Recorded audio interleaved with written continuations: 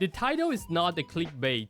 My factory can actually produce 9% more stuff than the most optimized blueprint available. And this is how it's like for the most optimized factory out there.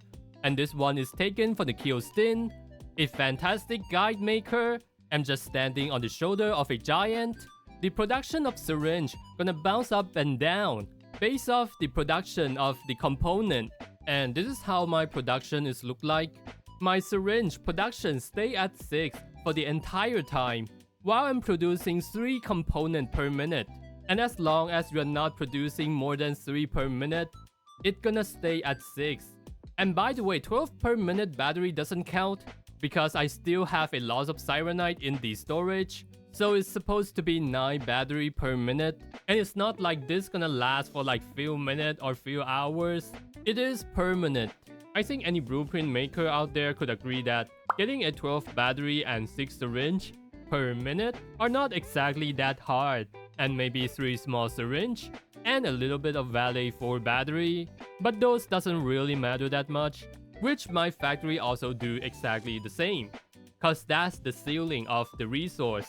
But the real issue happens when you try to make the component. If you make 3 components per minute, your battery gonna drop to like 9 per minute, and syringe gonna drop to like 3 per minute for an unoptimized factory, and 4.5 for an optimized factory, including my last blueprint. While it's impossible to fix the battery production, I am able to maintain the production of syringe at 6 per minute, improving from 16.5 per minute for high levels good into 18 minutes. That's exactly where 9% is coming from. So this is gonna be the stat of my factory. And as you can see, I got like 3 Cuprium component. The 12 per minute here doesn't count because I got a lot of Xiranite here. And as you can see, my Yasen syringe is maintaining at 6 throughout all the duration, and unaffected by the production of the Cuprium component. And this video will reveal this magic trick, but after we setting up the blueprint, cause I don't think a lot of people out there actually care how it works. But if you do, you are enjoying Arknight Endfield at its best. Anyway, my name is Realscape. I'm gonna be doing all kinds of videos about Arknight Endfield, so do consider like and sub. So this is my factory overview, and I only took half of the space, so it's pretty compact. And the other reason is a partial of it is in the other factory site. But even if I merge the factory into this site, I will still have plenty of space. So it's actually pretty compact. You can feel free to merge it, but I personally like it split. And the other reason is so my dog, my cat, and my sexy lizard woman will have a backyard to enjoy themselves running while inhaling whatever poisonous stuff that this factory is emitting, maybe the microcopium. And this space right here is like the vacant space of shame, just like one of my bald spot on my head. You can place a zip line here or maybe some relay tower here, cause it actually looks pretty cool in the factory. And there's this other thing that I take it more seriously than being optimized and compact, is that it has to be easy to use. So my factory is designed to be incredibly easy to manage. And this is the other factory site. It's mainly for the Forge of the Sky or the Xiranite. So now we get right into the blueprint. Make sure that your regional development is at level 8, so you got the maximum production. Make sure to max your area expansion here. You need at least 1 Wuling depot bus. And if you're like totally new to the Wuling, you can just watch my other video on the preparation. So first, let's go to the Sky King flat. So first, you want to have your AIC location at around like this location. It doesn't have to be precise, but do leave some space up here. And get yourself 5 water pump. And be sure to have enough energy. You can easily do so by just building the thermal bank and throw in the battery. And if you don't have any Cuprium pod yet, I got the temporary blueprint for you. You go to the blueprint, choose the temporary part, and just simply wait for it to produce the part. You need about like 200 or 300 of them. And yeah, of course, don't forget to link the water pump. You might find it start clogging here, but you can just turn it on and off with the water mode, and it's gonna refresh the liquid. And after you get about 200 or 300 parts, you just simply delete all of them. And now we start with the first one, the left Xiranite. You basically put it to the left, just like the name suggests, and you want to put on the right Xiranite and put it right here.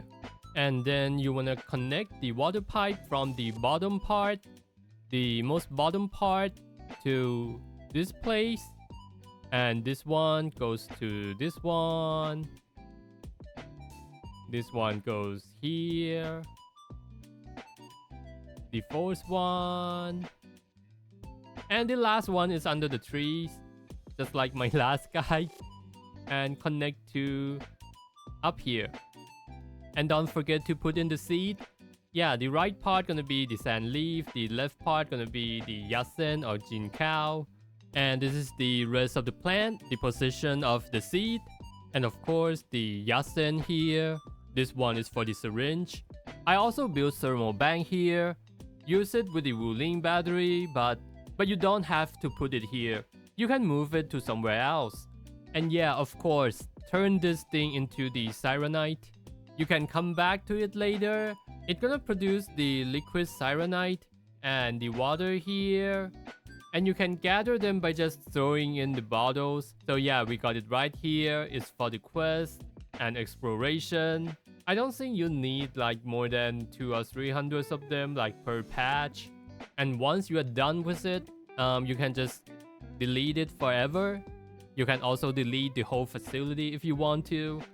And about the water pipe, you can actually merge 2 water pipe together. But to make it easier to install, I made these pipe like 1 pipe only, so that you don't have any possibility to make mistake. Pick the pipe converter, and this one with the pipe splitter here, so you get a much cleaner pipeline. And now let's get to the main factory. You basically need 6 water pump and a conduit. It doesn't really matter where you place it, but I would recommend 3 on each side, and conduit on the left side. You go to the blueprint, choose the right battery, and put it on the right. Pick mid battery, put it in the middle, like this. And now you pick the left syringe, and put it on the left, like this. And here we go. And now move to the middle, pick component, and put it anywhere that you please, as long as it's easy for you to manage. And pick some amounts of power that you are lacking of. Let's say mine is lacking of 540, so I put on this, and I can just pick 590. But if you need more than that, just pick the one with the numbers on. But of course, these are power that is calculated based off the medium-sized Wuling battery. But you can also use the Valet 4 battery. I also specify how much energy it's gonna have with the Valet 4. Like this one is 405, and this one is 810. So I'm just gonna go with the Valet 4 battery on this one. So you pick the amount of energy that you want and put it right here on the AIC. And swap this port into the battery. And now you got the power regulator. And of course, you want to put in the backbone of this game, the sand leaf seed. This is where you're supposed to put the sand leaf. And then you want to connect the pipe from this place to this place. And from this one to this one. This one to this one. And this one to this one. This one is conduit. And this one to this one right here. This is a little bit trickier, but yep. And connect the conduit from here to here. I'm not sure if I need to demonstrate it, but here we go. Connected. But if for some reason you don't like the conduit, you can also replace it with just regular water pipe. Man, this water pipe setup is incredibly beautiful. Even Picasso gonna get jealous of my talent. Yeah, maybe we should stick to the conduit. So now let's learn how to use this factory. We start with the default setting. You basically want to turn off the syringe, set your meta transfer to dense originium powder, turn off the gearing unit unless you need it. It's gonna produce 0.75 component per minute, which is more than the amount you need. And I'm talking about you only need one of them running at 0.75. And generally, if you have more than 10,000 component, then you should turn it off. And if for some reason you want to speed up the production speed, if you delete this part, you're gonna get 1.5 per minute. And if you delete another one, you're gonna get 3 per minute, which is the default speed. And if you want to have it back at 0.75, you just reconnect it back. And the last thing that you want to do, when the total amount of Cuprium is at 30,000, which is about 4 to 5 days later, you have up to 8 days, which is the maximum number of the storage could hold. You want to get down here and you see this crazy pipe design here. You want to delete all of it and connect it like a normal human being. And of course, the one over here, you also want to reconnect this one. And this is the exact location of the pipe. You don't want to mess with any other setting. So what it does is, it's gonna reduce from 125 production per minute on the Cuprium into like 120 per minute. Because on my default setting, I want this factory to save up some of the Cuprium because it is necessary to have some of them in the storage. But you also don't want to overflow the storage, which is 58,000. Because if that's the case, the 12 battery per minute gonna drop to 9 to 10 battery per minute. Cause you wouldn't be able to feed enough sewage to the battery production at that point. So be sure to reconnect the pipe after 4 to 5 days. But if you happen to overflow it, you can just produce more Cuprium part to burn it. And that's it for the default setting. You don't have to do anything extra about it. You don't have to micromanage anything. But if you ever feel like micromanaging, I know some of you out there do. You want to keep an eye on the amounts of Furium, let's say about 30,000, 40,000. Then you can turn on the Syringe C. And the Furium gonna run on negative. And by the way, the default gonna be running on the positive. You're gonna get more Furium over time in the storage. But definitely don't let it run at 0. Cause it's gonna nerf your battery production to the oblivion. Maybe like 5 to 6 per minute. So be sure to turn it back on when the Furium is running low. And the other micromanagement that you could do, if you find yourself having too much originium ore, you can connect this conveyor belt here to burn out a little bit of it, and you're gonna have a little bit more value for battery. So now let's get to the theory part. If you're a blueprint maker, you should already know that when you're making the component, and we're gonna produce 3 per minute, as a scenario for this example, your battery gonna drop from 12 per minute to 9 because they use exactly the same material, Xiranite. So there's absolutely no solution to keep the battery up. But however, when it comes to Syringe, it is capped by the amounts of Cuprium produced. But in general consent, we cannot do that because the production of Cuprium gonna get clogged by the sewage. Because the battery now only need 90 sewage water. The sewage is overflowing the battery production. Feeding 120 sewage water gonna make it clog. So the first challenge is you wanna maintain 120 per minute without getting clogged by the production of the battery. So we got 4 production line of Cuprium that is capped by the production speed of the battery. So now we got 90 production on the Cuprium. So what do?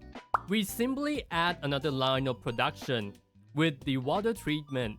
So that's how you achieve 6 per minute with the syringe. But that leads to the next problem. When you get back to produce 12 per minute battery, it's gonna distribute it evenly to 5 production line. So we got like 24 per minute per production line.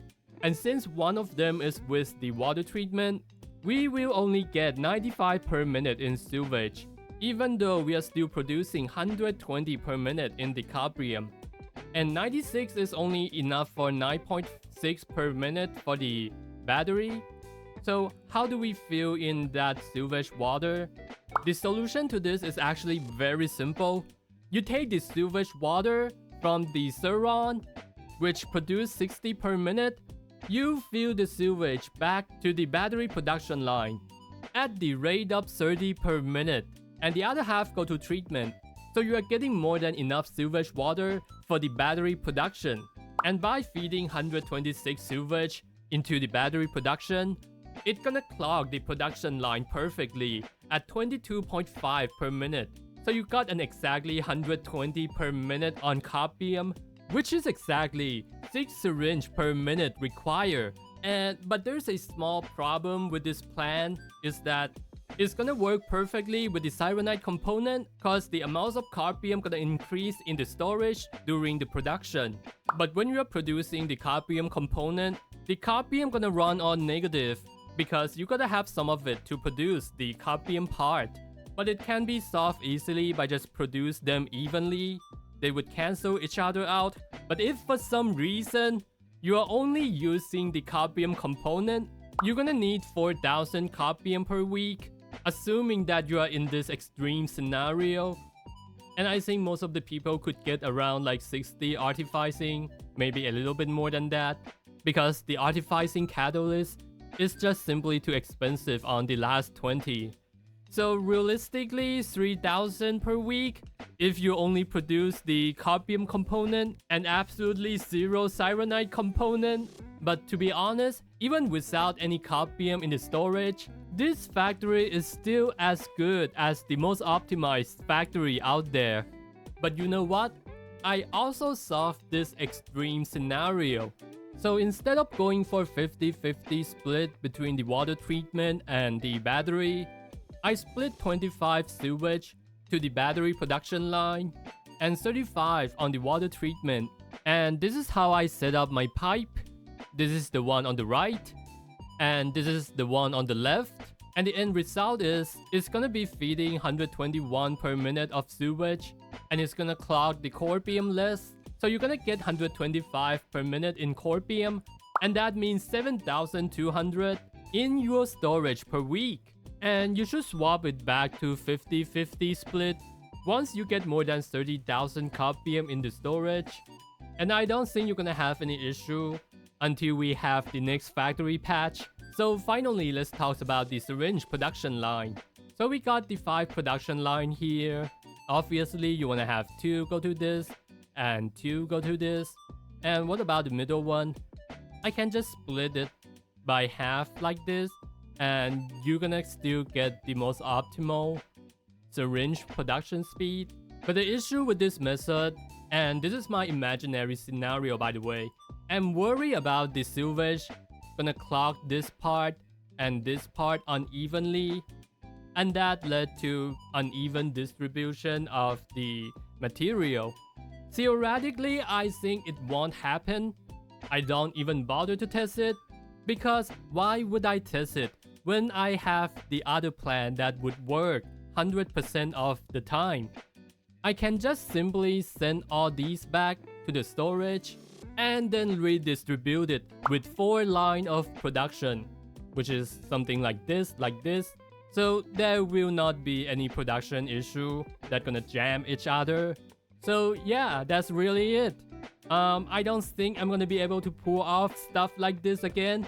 Lots of people on the internet gonna be able to learn this pretty quickly once they understand the concept behind it. But I think I'm gonna have my content on the day 1 factory and a complete factory to follow on the next factory update. So make sure that you like and subscribe, and see ya guys.